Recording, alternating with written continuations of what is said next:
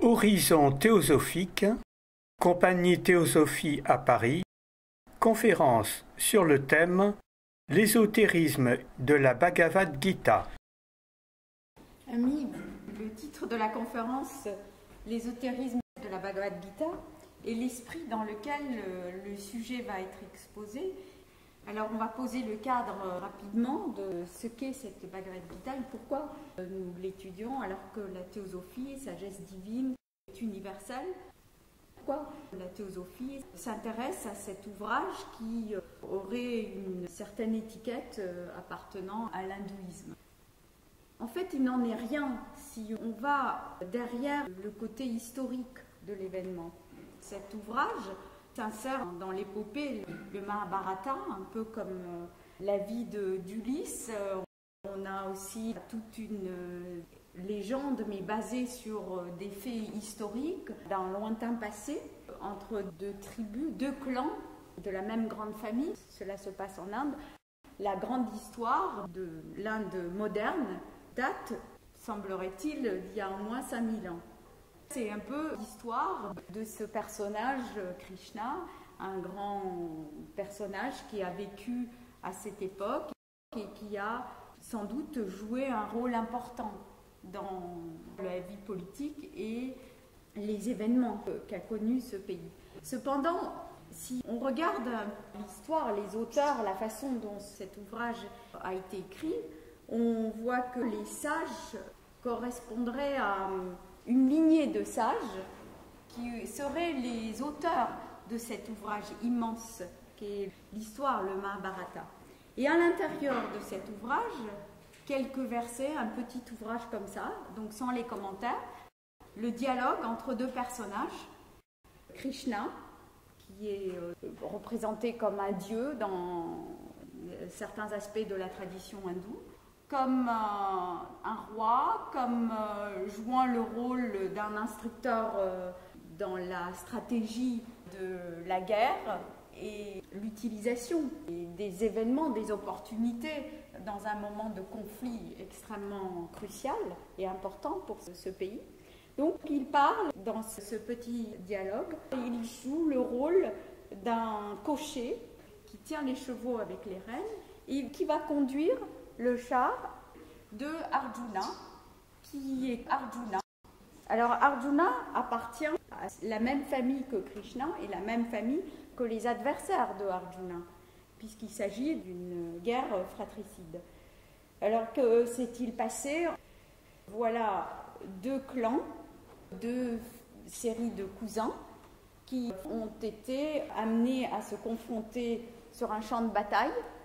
Tout cela pour reconquérir, reprendre d'une manière juste le trône qui a été usurpé par celui qui est en face dans le camp des adversaires, celui qui s'appelle Duryodhana, représente en fait la convoitise, l'ambition, etc. On peut imaginer un peu le rôle que pouvait jouer un tyran.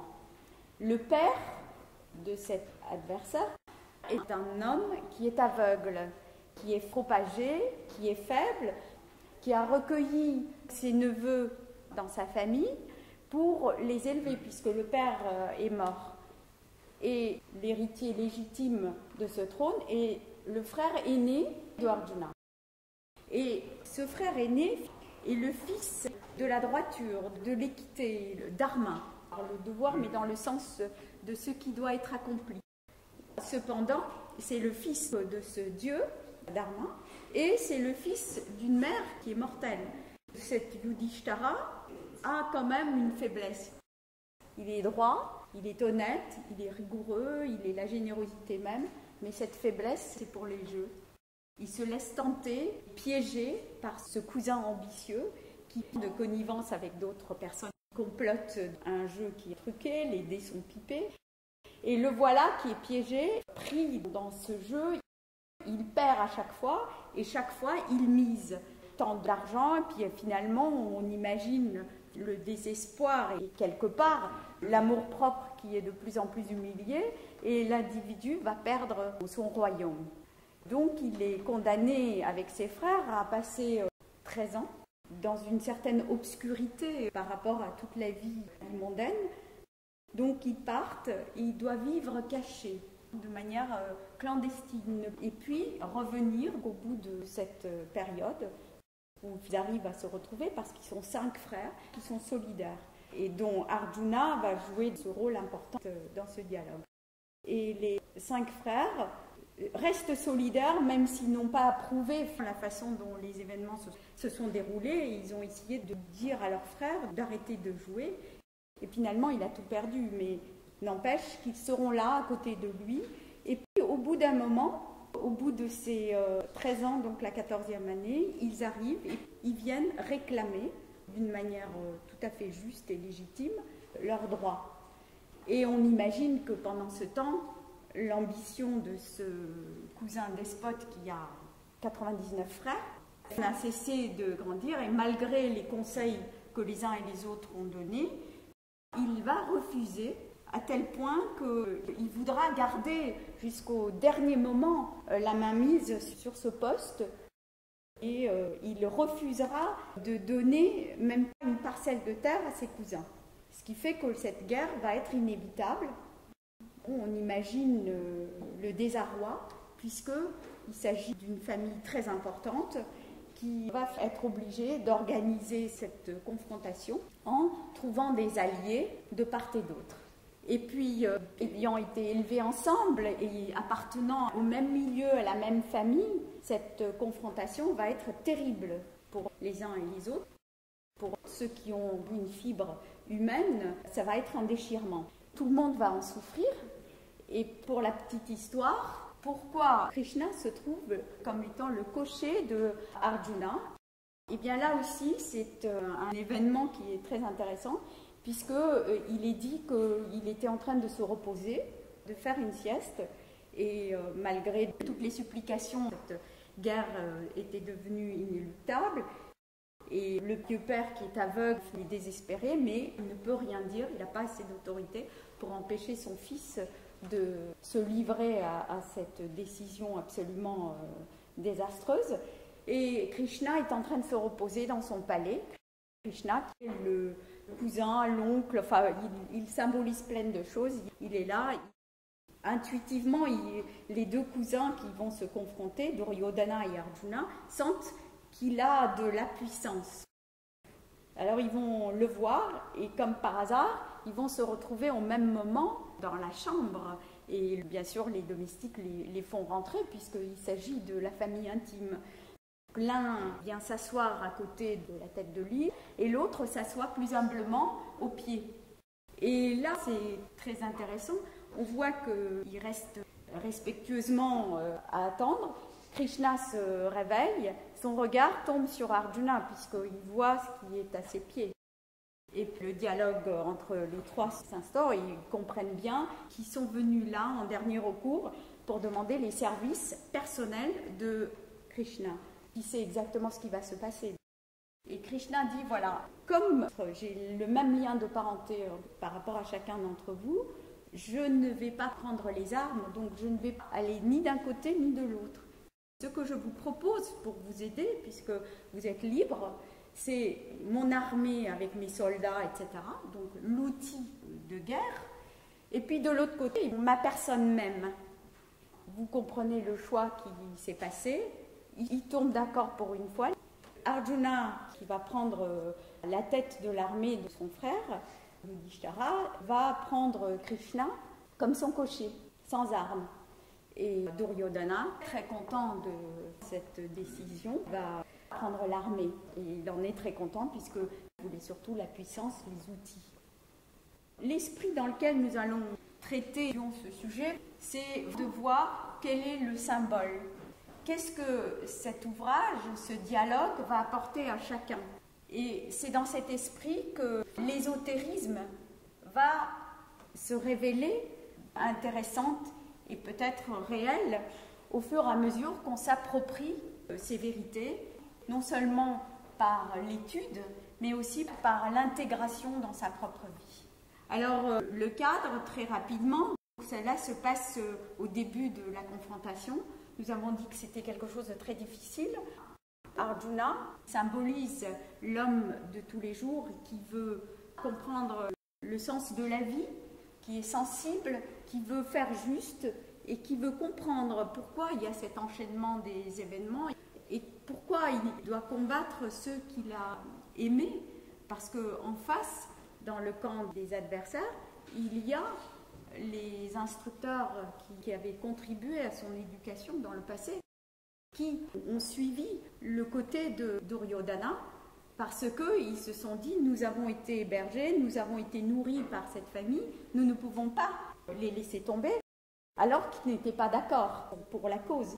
Mais il y a dans la vie cet ordre établi, cette inertie dans laquelle nous pouvons vivre quand il y a une injustice ou quelque chose de terrible. Il y a une certaine indifférence, la solution de facilité. Donc voilà que Arjuna va se retrouver à la tête d'une puissante armée, certes, mais il ne veut pas combattre ceux qu'il a aimés et qui continuent à respecter. Et quand la confrontation va commencer, il est là, à la tête de l'armée. Il voit certaines personnes, il les reconnaît et il se rend compte de l'horreur de la guerre, de l'horreur de cette démarche. Et il va se trouver pris dans un certain désespoir. Et là commence le dialogue. Le chapitre 1, c'est le yoga du désespoir. C'est un yoga. Et Arjuna va se trouver désespéré, inhibé. Et Krishna va lui dire, « Attends, qu'est-ce que tu fais ?» Et Arjuna se tourne et dit, « Mais je ne vais pas combattre. » Et Krishna va le placer entre les deux armées pendant un petit moment de répit. Alors, pour que cet ouvrage ait du sens, il faut le prendre comme un dialogue qui est symbolique. Il faut voir que chaque personnage correspond à un aspect de nous-mêmes, que Krishna correspond à l'instructeur spirituel, certes, mais à notre pôle spirituel, qui correspond à notre intuition, à ce que nous voulons bien entendre de sages, d'intelligents à l'extérieur, dans les ouvrages, et à ce que nous ressentons, à ce pôle spirituel qui va nous soutenir et qui nous donne vraiment le sens du discernement, le sens d'être un être beaucoup plus que la personnalité, le sens de ce pèlerin qui va passer de vie en vie pour essayer de recueillir quelque chose. Donc la réincarnation fait partie intrinsèque de cette philosophie. Et Krishna va symboliser ce pôle spirituel et Arjuna, l'homme de tous les jours, nous qui sommes là, qui sommes parfois désespérés ou isolés dans un monde qui court après les sens, après plein de choses extérieures, l'accumulation des richesses, des titres, une compétition acharnée, mais pour faire quoi ? Pourquoi cette opposition ? Pourquoi cette séparativité ? Quel est le sens de la vie ? Donc, on comprend que par moments, on peut se trouver dans une situation où tout semble irréel et nous nous retrouvons seuls face à nous-mêmes en disant « Pourquoi je suis dans cette situation ? Que dois-je faire ? Quel est le sens de la vie ? Je n'ai pas envie d'agir, j'ai envie de fuir. J'ai envie d'aller sur une île complètement isolée, vivre une vie spirituelle au milieu des fleurs, des arbres, etc., mais dans un monde tranquille. Et pourquoi pris dans cet engrenage ? Et puis, on va se dire, mais de toute façon, je n'ai pas envie d'agir en me bagarrant. Et pourtant, j'ai une obligation. Puisqu'on peut imaginer qu'on a tous des devoirs, soit de famille, soit en tant que citoyen, on peut imaginer toutes sortes de raisons pour devoir agir. Donc c'est ce sens de l'irréalité, de ce vide que l'on peut ressentir, et c'est pour ça que cela fait partie de ce yoga. C'est celui qui se trouve confronté dans la situation de nous tous les jours et qui va vouloir mener une vie idéale, mais qui se retrouve quelque part enchaîné par ses actions passées dans une situation où il ne peut pas se changer du jour au lendemain, il ne peut pas changer les autres, et il est là en se disant, bon, que dois-je faire ? Là, bien entendu, ayant fait le bon choix juste avant cette confrontation, il va se trouver à côté de Krishna, qui va lui dire, mais d'où vient ce désespoir ? Tu ne dois pas faire cela, tu ne dois pas abandonner ton devoir. Et il va faire appel à des valeurs qui sont communément utilisé pour ce genre de prince, de manière à le stimuler et à lui redonner confiance, à lui redonner courage, sa dignité d'homme, comme on peut l'imaginer. Le moment de désespoir doit être vite enrayé et Krishna va lui dire, mais si tu abandonnes ton rôle, la honte va tomber sur toi, ta famille, etc. Tu ne peux pas faire ça. Tu sais que tu es engagé dans un combat que tu n'as pas voulu toi-même, mais qui fait partie de ce destin divin.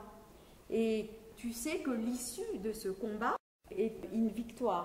Mais ça, ce sont des mots. Quelque part, si on le voit d'une manière symbolique, cela veut dire que toute démarche spirituelle, nul effort dans cette démarche n'est vaine.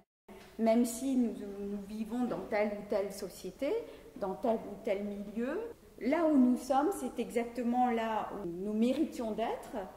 Et le combat va être de prendre les choses là où elles sont, d'accepter, d'endurer ce qui arrive dans le moment présent et d'avoir un certain détachement. Et il va très vite lui expliquer, dans les 6 premiers chapitres, il va lui parler comme à un homme, en le menant de cette situation de désespoir jusqu'à l'idée d'une méditation. Et il va le faire d'une manière assez extraordinaire, puisqu'il va lui montrer que l'action est quelque chose d'indispensable, que l'action fait partie de notre vie. Dès qu'il y a un enfant dans le monde d'aujourd'hui, on voit que l'enfant doit bouger, l'enfant doit se prendre en charge et toute l'éducation va être de lui permettre de se tenir debout, de manger, etc. Et nous, c'est ainsi. Nous assumons des responsabilités à l'âge adulte, nous redonnons aux autres ce que nous leur devons et nous, bien entendu, nous bénéficions de ce qu'eux nous apportent. Il s'agit là d'un échange qui va être actif. Donc l'utilisation de l'action va être un point important. Et cette action, si on voit qu'elle est nécessaire, devrait être vécue comme étant un sacrifice. Là, Krishna va utiliser de multiples idées, de multiples exemples pour montrer que si lui-même cessait d'agir, lui qui représente le principe divin, si par exemple le soleil cessait d'agir, si la nature cessait d'être ce qu'elle est, le monde ne pourrait plus vivre. Donc, il y a une espèce de nécessité, de sens de citoyenneté, mais au sens le plus universel, le plus noble du terme, qui fait qu'on est là, il faut qu'on assume notre devoir. Et la nécessité de l'action avec l'idée de sacrifice va très rapidement déboucher à l'idée d'une connaissance. Parce que c'est bien beau d'agir, on ne peut pas faire les choses d'une manière automatique. Celui qui a considéré que la démarche spirituelle était ce qui allait le guider comme le motif le plus important, va essayer d'agir d'une manière juste. Et là, il y a tout un dialogue qui va s'instaurer sur la nécessité de rechercher une connaissance. Et la connaissance, bien entendu, il faut la lire, il faut étudier les choses, il faut voir qu'elle est dans les Écritures, bien sûr, peut-être dans les religions, peut-être dans la vie de tous les jours, dans les dialogues, dans la recherche de sages. Donc l'idée de quelque chose de vécu, il y a des sages qui ont toujours existé, il y a un enseignement spirituel qui a toujours existé, et la connaissance peut être déformée dans les différentes démarches spirituelles que nous voyons dans le monde, mais l'individu en quête de cette vérité doit aiguiser son discernement pour essayer de retrouver le point commun le plus noble dans ces différentes démarches et dans ces différents témoignages. Et il va aussi rechercher des sages, donc des personnes qui vont lui donner des conseils. Mais en fin de compte, et ça fait partie de cet, entre guillemets, ésotérisme universel, c'est-à-dire quelque chose qui va se révéler exact, c'est que la connaissance va jaillir spontanément dans l'individu. Et puis, il y a une démarche très intéressante parce qu'en fin de compte, nous, l'homme moderne, éduqué dans une société libre, nous comprenons que nous avons le libre arbitre. Mais ce n'est pas toujours évident. Et vous voyez que ce genre de parole a été tenue il y a bien longtemps. Donc on voit bien que dans une véritable démarche authentique, spirituelle, le fin mot de la vérité, la conviction que c'est cela qu'il faut faire, va jaillir spontanément en l'individu. Donc il faut qu'il cultive ce libre arbitre. Et comment va-t-il faire? Nous allons revenir sur cette idée. Après, on verra que dans cette démarche, donc action nécessaire, sacrifice, la recherche de la connaissance spirituelle, il y a la vérité, il y a une façon d'agir et de faire son devoir, il y aura la nécessité d'une attitude de détachement, qui a déjà été évoquée au début. Mais le détachement, qu'est-ce que cela va être? Cela va être de ne pas s'attacher aux fruits des actions, quel que soit ce que nous faisons. Exemple simple, nous avons une vie professionnelle, bien entendu, nous voulons être reconnus, être augmentés, être promus. Nous avons des enfants, nous voudrions tous qu'ils réussissent, qu'ils adhèrent à nos propres valeurs. Est-ce que cela va se passer ainsi, dans un monde où il y a tant de tourbillons? Eh bien, dans tout ce que nous faisons, s'il faut garder la même énergie et la même démarche spirituelle, Krishna conseille l'intégration d'un certain détachement. Il ne s'agit pas d'une indifférence pour faire le travail d'une manière un peu bâclée, mais de le faire comme si c'était vraiment ce qu'il y avait à faire, mais avec l'idée de ne pas s'attacher aux résultats de l'action. Et ainsi, en faisant cette démarche, on va voir que l'individu va se rendre compte qu'il n'est pas ce principe de désir, d'attachement. Il va se rendre compte que le plaisir, la douleur, les déceptions, tout ce qui va l'attacher, même les joies, tout ce qui nous attache à ces choses terrestres et à ces valeurs qui, quelque part, nous limitent dans notre élan, eh bien, ça fait partie du fait qu'il y a un contact avec le résultat de ce que nous faisons. Et si nous nous détachons, nous nous rétractons de ce résultat, on va découvrir que quelque part, on va accomplir les choses comme elles doivent être accomplies, avec l'élan spirituel de recherche de la vérité, du devoir juste accompli, de l'effort correct, du sacrifice, mais on ne va plus être affecté par ces résultats. Ainsi, Krishna, à la fin de cette première série de 6 chapitres, va montrer à l'individu que finalement, il y a dans cette démarche un aboutissement du juste accomplissement de l'action avec un détachement correct, c'est de le sacrifier comme étant ce que nous apportons comme contribution à la rotation de la vie. Et ainsi, il y a ce qui va être facilité dans l'exercice de la méditation. Dans l'exercice de la méditation, on verra que l'individu n'était pas ce principe de désir, toutes ces pulsions qui va nous faire agir, aller par-ci, par-là, les émotions, la colère, la convoitise, etc. Mais aussi tout ce qui pourrait sembler correct, c'est-à-dire l'ambition correcte, l'attachement aux belles choses. Eh bien, tout ça va être laissé de côté. L'individu va se rendre compte qu'il va être en lâchant prise l'aimant naturel qui va attirer sa conscience vers ce pôle spirituel. Et en faisant cette démarche, on fait un pas vers ce qui est spirituel. Le divin répond. Cela veut dire qu'il y a un soutien, il y a le témoin intérieur qui est nous-mêmes. Ce pôle spirituel n'est pas un témoin qui est complètement indifférent. C'est un témoin qui est actif et il faut que la conscience se tourne dans la démarche de la méditation pour que la communication et la communion soient véritablement actives. Et les 6 chapitres suivants vont être la façon dont ce pouvoir divin soutient toutes choses et les grandes perfections, les grandes lois dans la vie. L'observation de Arjuna pourra découvrir l'existence et la véracité, la preuve de ce principe divin. Et dans les 6 chapitres suivants, il y a le mûrissement de tout cela et on vous laisse bien entendu approfondir ces idées. Là, on a dressé simplement le tableau. Alors, il faut dire qu'il y a plusieurs points importants, mais nous allons simplement les évoquer, faute de temps.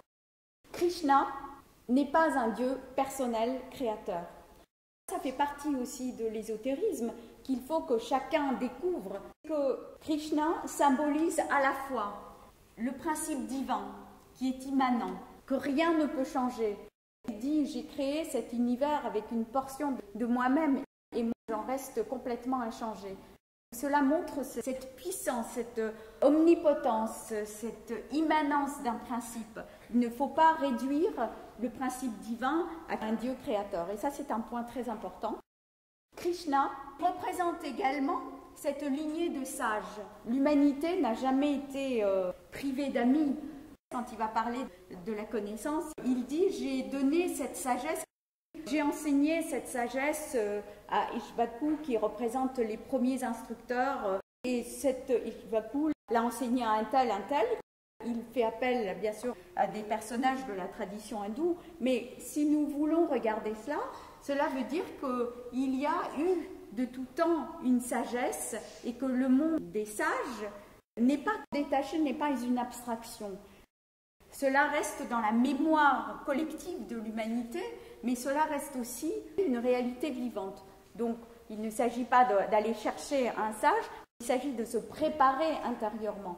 Et là aussi, c'est intéressant, parce que si on ne se prépare pas intérieurement par l'exercice, par l'étude, par le détachement, par un travail assidu, par l'accomplissement de son devoir, on ne se prépare pas. Et lorsque l'individu est prêt, le maître est là, puisque cela représente quelque part à l'intérieur un pôle spirituel puissant qui va permettre à l'individu de reconnaître finalement un Dieu incarné.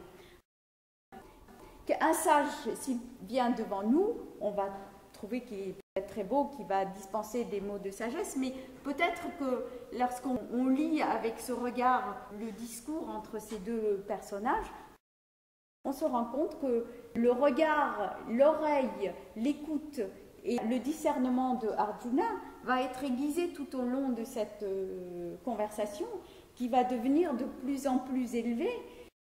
Et à la fin, il va dire « Je ferai selon ton commandement ». Et là, on voit qu'il y aura une entente, une complicité complète entre ces deux personnages. Mais c'est Arjuna qui va agir, c'est-à-dire qu'il va rester debout. Il ne va pas dire, bon ben je vais faire selon ton commandement, alors tu vas me dire ce que tu dois faire, ou à la limite c'est toi qui agis. Non, Krishna ne va pas prendre d'armes, c'est Arjuna qui va agir. Il va lui donner des conseils, mais c'est Arjuna qui va agir.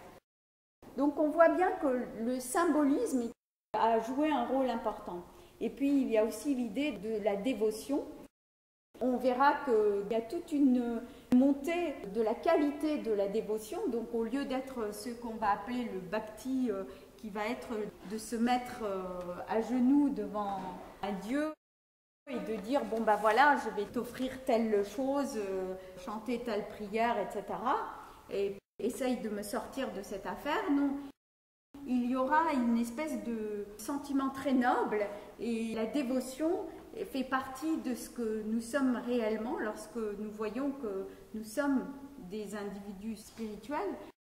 Nous avons en nous-mêmes la possibilité, le potentiel d'un Krishna, parce que c'est ça qui est dit à la fin.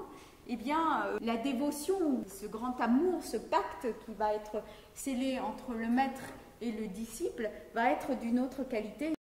Il s'agira de deux hommes qui sont pratiquement égaux, qui se reconnaissent égaux, mais l'un est l'aîné.